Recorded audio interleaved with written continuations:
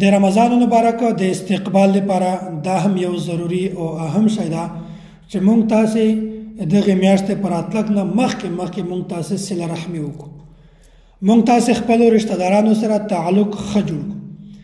مونږ د قطع رحمي نه ځان بچ کړو. د رشته دارو سره تعلق نه کو خراب، ځکه چې کوم سړی قطع رحمي کوي د خپلو رشته دارو سره، ګاونډیانو سره او خپلو خپلوالو سره تعلق ختم کوي، تعلق خرابوي، بیا د داسې سړي دعاګانې کله هم نه قبلېږي.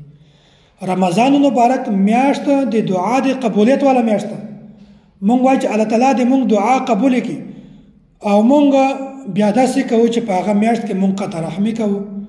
مونږ د خپلو ګاونډیانو سره، خپلو رشته دارانو سره، خپل کور والو سره تعلق ختم کوو، دشمني ورسره کوو، بیا د داسې سړي دعا کله هم نه قبلېږي. نو پکار ده چې مونږ د داسې سنګینې ګناه نه، د داسې غلطې ګناه نه رمضان مبارک راتلک نه د مخه مونږ تاسې توبه وباسو چې بیا الله تعالی په دغه میاشت کې د مونږ تاسې دعاګانې قبولې کړي. دا یوه ډېره غټه ګناه ده، خو خلک دا ګناه نه ګڼي. د خپلو رشته دارانو سره تعلق ختم کوي، معمولي خبره باندې جګړه شروع کړي، معمولي خبره باندې دشمني جوړوي. واړه ماشومان د خپل منځ کې جګړه وکړه، له دې نه دشمني جوړوي. چاته پیغور په ورکړه، په یوه خبره باندې چاته پیغور ورکړه. دا څو ورځې مخکې خبره ده، مونږ یو ځای ته تللي وو، په هغه وخت کې د فیصلې کوشش مونږ کوو. بیا په هغه وخت کې یوه دا ګروه چې کومه وه هغو دا خبره وویله، وایي چې مونږ دا خبره ځکه نه تسلیموو چې بیا مونږ ته دوی پیغور پرې راکوي. خبره ټوله برابره وه، خو صرف پیغور ته نه ټینګېدل. د پیغور د وجې نه ځان دشمني ته سیخوه، ځان بدی ته سیخوه.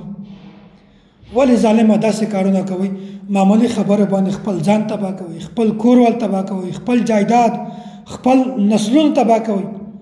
د څو کالونه چې خلکو د معمولي غلطي د وجې نه بادي کړي دي، نن د هغه بچیان دا بادي برداشت کوي، نن هغه تکلیف د هغو په لمسیانو باندې تېرېږي. و ظالمه تکلیف خو نقصان خو دغه نه و در رسولی، د هغه پلار در رسولی و. نو غلط کار د بچي پلار وکړي، ثمره او نتیجه یې په بچي باندې وځي. نو قطع رحمي کله هم مه کوئ، د دې نه ځان بچ کړئ، دا ډېره غټه ګناه ده. نو هر سړي ته پکار ده، اصل صله رحمي دا ده چې یو سړی د بل سړي سره قطع رحمي کوي، هغه سره دشمني کوي، هغه سره بغض کوي، حسد کوي، تعلق ورسره ختموي، دی بیا هم صله رحمي کوي. اصل صله رحمي ده، اصل خبره دا ده چې یو سړی تا سره دشمني کوي او ته بیا هم د اصل تعلق ښه ساتې، اصل سړی دا ده. نو پکار ده چې مونږ تاسې داسې جوړ شو چې سړی مونږ سره تعلق خرابوي، مونږ د هغه سره تعلق ښه کوو. دې ته بیا اخلاقي شکست ورشي چې یاره دا کس سره خو زه څه کوم او دی ما سره څه کوي. نو چې کله د رمضان مبارک میاشت راځي، په هغه نه مخته پکار ده چې مونږ تاسې صله رحمي وکړو او قطع رحمي نه ځان بچ کړو، د دغو ګناه نه توبه وباسو.